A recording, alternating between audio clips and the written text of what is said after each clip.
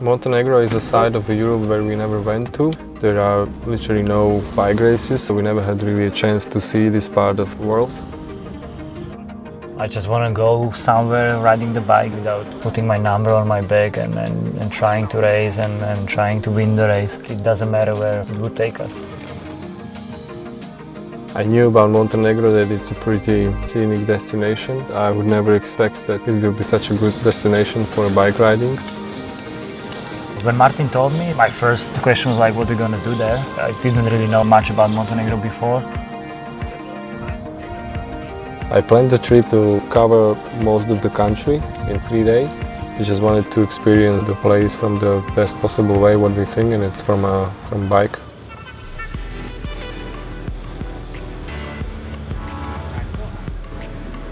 I wanted to have the first day around Kotor Bay, which is the holiday destination. When we left in the morning, I really enjoyed the road next to the sea. And I thought hopefully we're gonna stay the whole day here, just riding in the bay. But then it turned out we still have 20 kilometers uphill. It was a little bit sad to know we're gonna climb now for more than 1.5 hours, but you know, to be on the top of the climb, it was great to see Kotor from another perspective.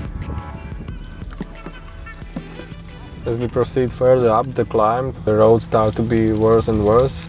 I think there where we both had, and Peter especially, had the first crisis of the trip. But once we overcome the crisis on the top of the climb, we realized it was all worth it, because the views were something that we totally didn't expect.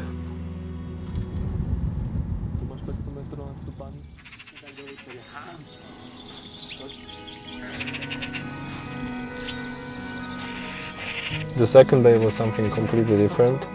We started at a mountain near a dam.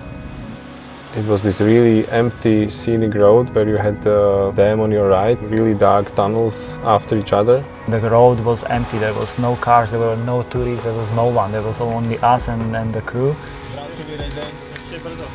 I still don't understand how the people could not discover this place before.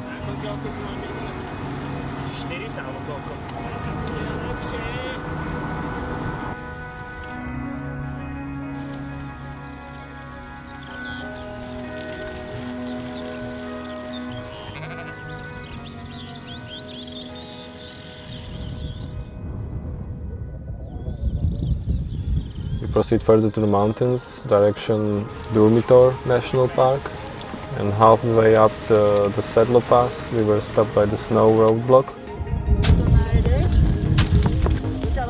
As soon as we hit the snow on the road, I was so happy. We just stopped for a while and thinking what we're gonna do, because we need to turn around the crew because they were not able to pass it with the car, and I could finally breathe out the 15 kilometers climb we had in the legs already. But then at the end there was no cars, we needed to stop a couple of times, but anyway, it was a great ride in the end, and Sedlo Pass was beautiful.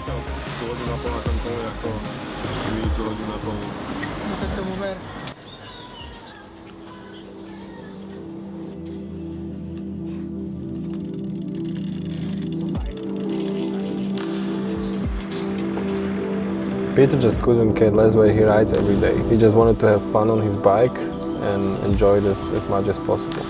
Martin is a real planning freak, and this trip was no exception. At the end it was the perfect mix, my planning and Peter's free spirit.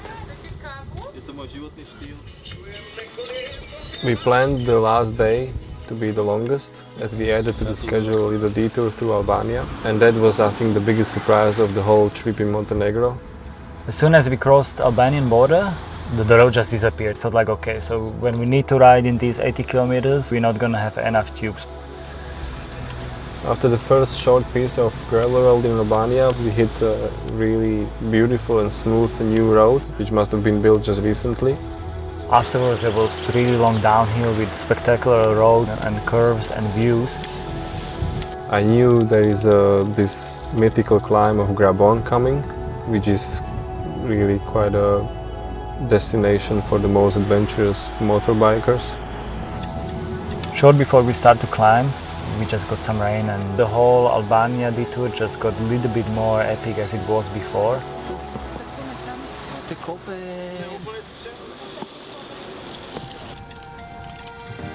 With this trip we had the opportunity to experience riding as it was before our cycling career. Without the pressure from the team or myself, just to go out on the bike and enjoy the day.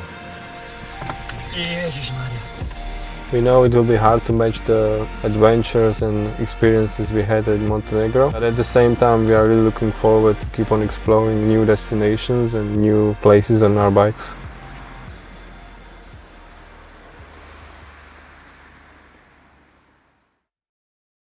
Chvilku som zaspal, zase sucho.